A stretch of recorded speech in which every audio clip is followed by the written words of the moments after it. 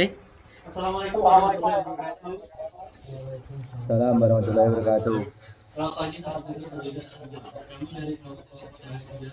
Kami memperkenalkan tugas mekanika tanah. Sebelumnya izinkan kami untuk memperkenalkan diri terlebih dahulu. Izin mengenalkan diri, saya Arifin Wadli dengan mahir 10 11. Saya Nanda Dwi Ardi Saputra, namanya Hani Mahir 1013. Perkenalkan, nama saya Raya Rambu dengan NIM akhir 15.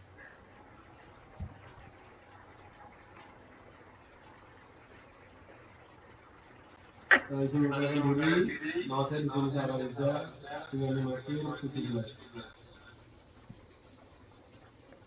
Perkenalkan, nama saya Eko Budi Prasetyo dengan NIM akhir 25. Saya Nanda Firdansyah dengan nomor 17. Baik, di sini saya akan menjelaskan tentang siklus batuan dan asal-usul tanah. Pada bab 1 yang saya peroleh dari rangkuman tersebut yang membahas tentang siklus batuan. Siklus batuan merupakan butiran-butiran mineral yang membentuk bagian padat dari tanah, yang merupakan hasil pelapukan dari batuan. Ukuran setiap butiran padat tersebut sangat bervariasi dan sifat-sifat fisik dari tanah banyak tergantung dari faktor-faktor ukurannya dan faktor dari bentuk dan komposisi kimia dari butiran. Untuk lebih jelasnya tentang faktor-faktor tersebut harus lebih dikenal dahulu tipe-tipe dasar dari batuan yang membentuk kerak bumi, mineral-mineral yang membentuk batuan, dan proses pelapukannya. Berdasarkan asal-usulnya, batuan dapat dibagi menjadi 3 tipe. Yang pertama ada batuan beku atau igneous rock. Kedua ada batuan sedimen atau sedimentary rock, dan batuan metamorphic rock. Seperti gambar di samping, ini adalah siklus bagaimana batuan terbentuk, ya dari magma dan seterusnya. Terus yang kedua mengenai prinsip reaksi Bowen yang menjelaskan tentang tergolongnya reaksi pembentuknya yang dibagi dua grup.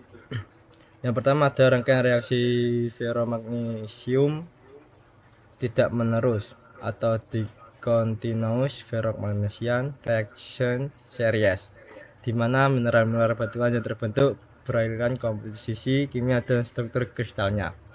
Yang kedua ada rangkaian reaksi Felspar plagioclase menerus atau continuous plagioclase Felspar reaction series, di mana mineral batuan yang terbentuk mempunyai komposisi mineral yang berbeda tetapi mempunyai struktur kristal yang sama.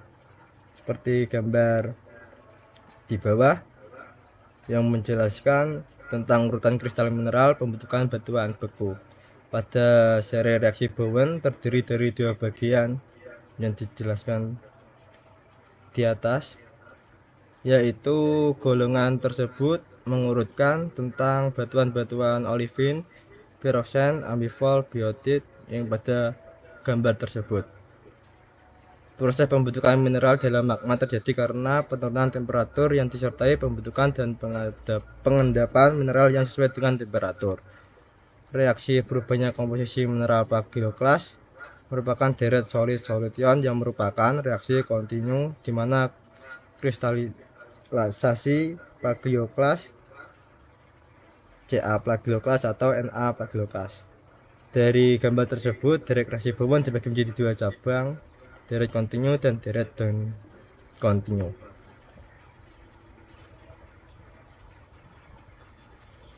Dan ada asal-usul tanah, di mana asal-usul tanah terbentuk dari pelapukan batuan yang pelapukan dengan batuan organisme. Tanah merupakan bahan yang belum terkonsolidasi dalam ilmu geologi dan kumpulan partikel mineral yang terbentuk karena pelapukan batuan igneous rock dan bercampur dengan bahan organik. Pelapukan adalah suatu proses terurainya batuan menjadi partikel-partikel yang lebih kecil akibat proses mekanisme dan kimia. Proses tersebut dibagi menjadi dua, yaitu proses mekanis dan proses kimia. Proses pelapukan mengubah batuan padat yang besar menjadi pecahan-pecahan yang lebih kecil berukuran berkisar antara ukuran batuan besar atau boulder dan partikel tanah lempeng yang sangat kecil.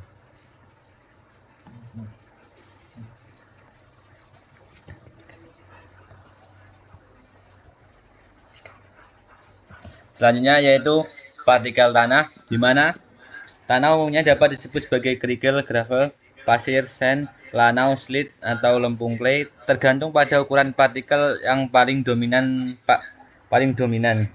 dari tanah tersebut. Untuk menerangkan tentang tanah berdasarkan ukuran-ukuran partikelnya, beberapa organisasi telah mengembangkan batasan-batasan ukuran golongan jenis tanah Soil Separate Size Limit.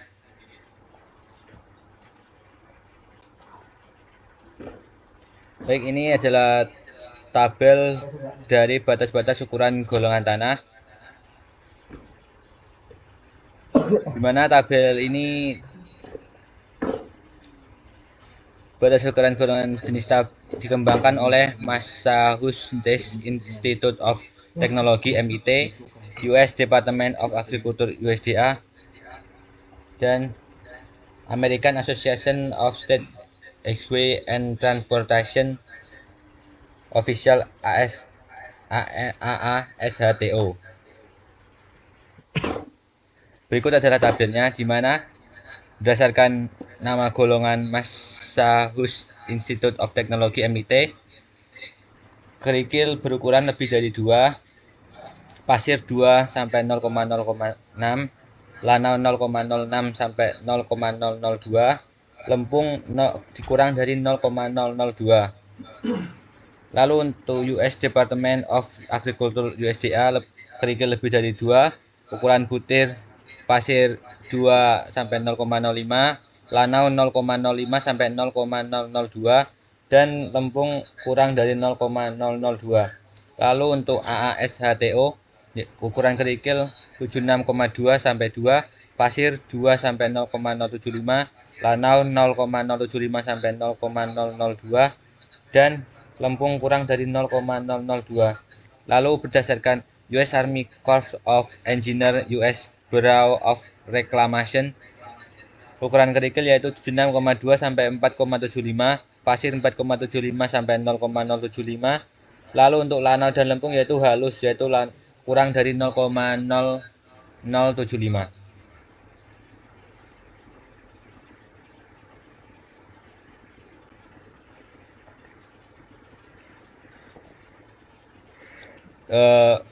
Society of Testing and Materials (ASTM) pada gambar 2 menunjukkan batasan-batasan ukuran dalam bentuk grafik. Kerikil atau gravel adalah kepingan-kepingan dari batuan yang kadang-kadang juga mengandung partikel-partikel mineral, quartz, feldspar, dan mineral-mineral lain. Pasir, sand, sebagian besar terdiri dari mineral quartz dan feldspar. Butiran dari mineral yang lain mungkin juga masih ada pada golongan ini. Lanau silt sebagian besar merupakan fraksi mikroskopis berukuran sangat kecil dari tanah yang terdiri dari butiran-butiran quartz yang sangat halus dan sejumlah partikel berbentuk lempengan-lempengan BP yang merupakan pecahan dari mineral-mineral mika. Lalu untuk lempung atau clay sebagian besar terdiri dari partikel mikroskopis dan submikroskopis, tidak dapat dilihat dengan jelas bila hanya dengan mikroskopis biasa yang berbentuk lempengan-lempengan pipih dan merupakan partikel-partikel dari mika, mineral-mineral lempung, clay mineral, dan mineral-mineral yang sangat halus lain. Pada tabel 1, lempung didefinisikan sebagai golongan partikel yang berukuran kurang dari 0,002 mm. Namun demikian, di beberapa kasus partikel berukuran antara 0,02 mm sampai 0,05 mm juga masih digolongkan sebagai partikel lempung.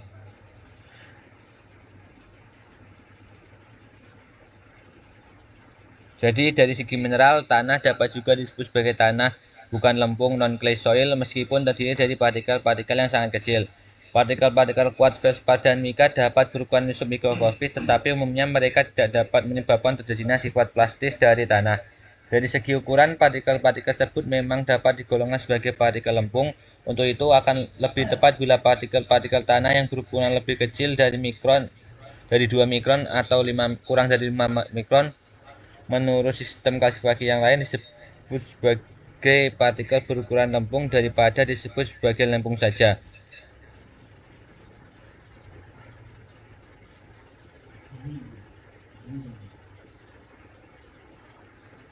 Baik, di sini saya akan menjelaskan mengenai mineral lempung. Apa itu mineral lempung? Mineral lempung merupakan senyawa aluminium silikat yang kompleks yang terdiri dari satu atau dua unit dasar, yaitu silikat tetrahedra dan aluminium oktahedra. Setiap unit tetrahedra terdiri dari 4 atom oksigen yang mengelilingi satu atom silikon. Kombinasi dari unit-unit silika tetrahedra tersebut membentuk lembaran silika. Pada sebuah lembaran silika, setiap atom silikon yang bermuatan positif dan bervalensi 4 dihubungkan dengan 4 atom oksigen yang bermuatan negatif dengan valensi totalnya 8. Tetapi setiap atom oksigen pada dasar tetrahedra dihubungkan dengan 2 atom silikon lainnya. Ini berarti bahwa atom-atom oksigen di sebelah atas dari unit-unit tetrahedra.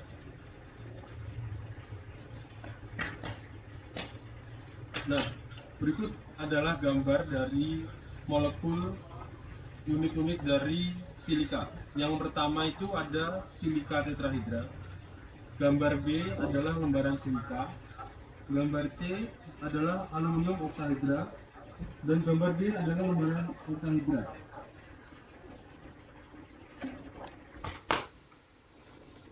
Nah, mineral lembu terdiri dari 3. Yang pertama yaitu kaolinit. Mineral kaolinit terdiri dari tumpukan lapisan-lapisan dasar lembaran-lembaran kombinasi silika dan gipsite. Setiap lapisan dasar itu mempunyai tebal kira-kira 7,2 Armstrong. 1 Armstrongnya sekitar 10 pangkat minus 10 meter. Tumpukan lapisan-lapisan tersebut diikat oleh ikatan hidrogen atau hidrogen bonding. Yang kedua yang termasuk mineral lempung adalah ilit. Ilit terdiri dari sebuah lembaran gipsite yang diapit oleh 2 lembaran silika. Lapisan-lapisan ilit terikat satu sama lain oleh ion-ion kalium. Muatan negatif yang diperlukan untuk mengikat ion-ion kalium tersebut didapat dengan adanya penggantian sebagian atom silikon pada lembaran tetrahedra oleh atom-atom aluminium. Nah, berikut kira-kira susunan dari mineral kaolinit dan mineral ilit. Next. Yang ketiga ada montmorillonite. Mineral-mineral montmorillonite mempunyai bentuk struktur yang sama dengan ilit, yaitu satu lembaran gipsite diapit oleh 2 lembaran silika. Partikel montmorillonite mempunyai dimensi mendasar dari 1000 Armstrong sampai 5000 Armstrong dengan ketebalan 10 Armstrong sampai 50 Armstrong. Luasan spesifiknya adalah sekitar 800 meter kuadrat per gram.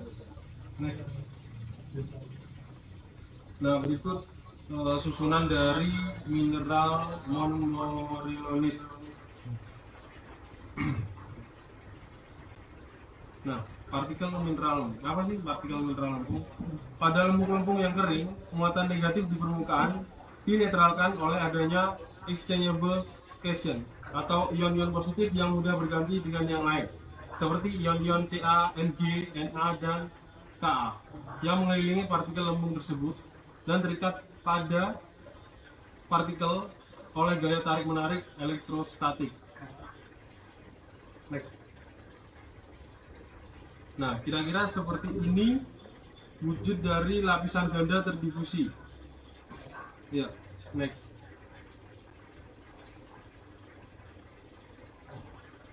Selanjutnya ada berat spesifik. Berat spesifik juga dikenal sebagai berat dimensi atau adalah rasio antara berat benda dengan skalanya. Dalam istilah ilmiah, berat spesifik didefinisikan sebagai perbandingan relatif antara massa jenis partikel dengan massa jenis air mobil. Satuan untuk berat spesifik adalah Newton per meter kubik. Berikut adalah tabel-tabel yang menjelaskan berat spesifik dari mineral penting dari kuarsa hingga dan sebagainya.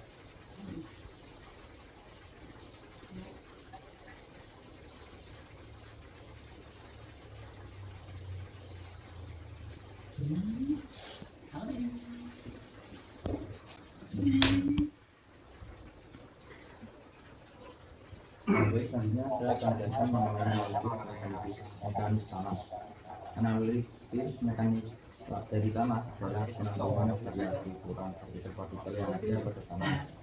Variasi tersebut dinyatakan dalam persentase dari berat badan total.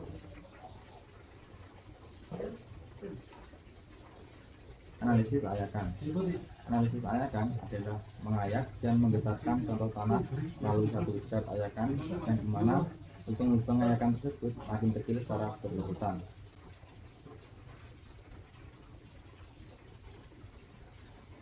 Selanjutnya ada analisis hidrometer. Analisis hidrometer adalah metode untuk menghitung distribusi ukuran bibir tanah berdasarkan sedimentasi tanah dan air. Kadang disebut juga dengan uji sedimentasi. Analisis hidrometer ini bertujuan untuk mengetahui pembagian ukuran bibir tanah yang berpikir halus. Dan berikut ini merupakan analisis pembagian. Selanjutnya ada ukuran efektif, koefisien seragaman, dan koefisien relasi.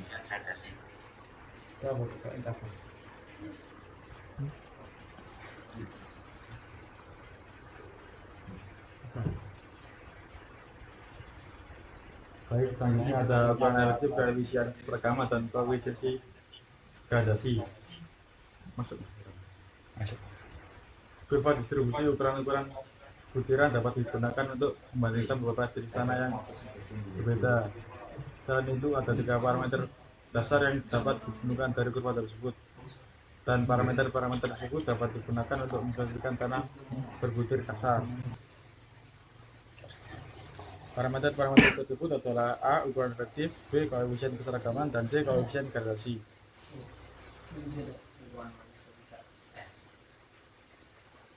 Diameter dalam kurva distribusi ukuran butiran yang bersesuaian dengan yang lebih halus atau lolos ayakan didefinisikan sebagai ukuran efektif atau D10.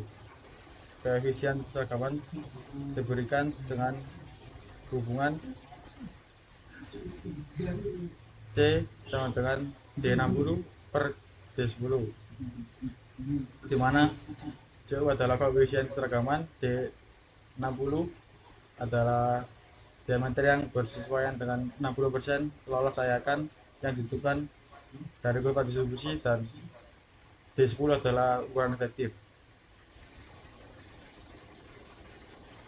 Koefisien gradasi dinyatakan sebagai C kecil sama dengan D30 kuadrat per D60 kali D10, di mana C kecil merupakan koefisien gradasi, D30 merupakan diameter yang bersesuaian dengan 30% lolos ayakan.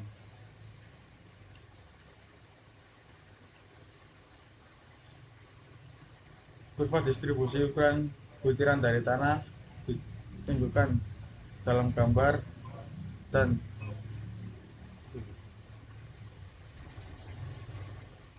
dapat ditemukan D10 sama dengan 0,09 mm, D30 sama dengan 0,16 mm, dan D60 sama dengan 0,24 mm. Koefisien keseragaman dan koefisien gradasi adalah, untuk koefisien keseragaman didapatkan 2,5 mm, kemudian untuk koefisien gradasi didapatkan 1,11 mm.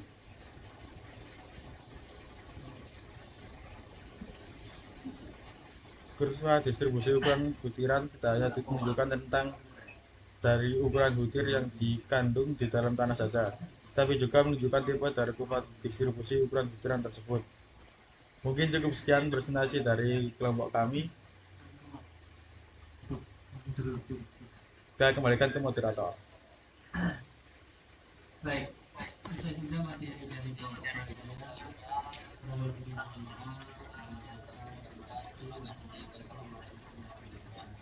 Waalaikumsalam warahmatullahi wabarakatuh.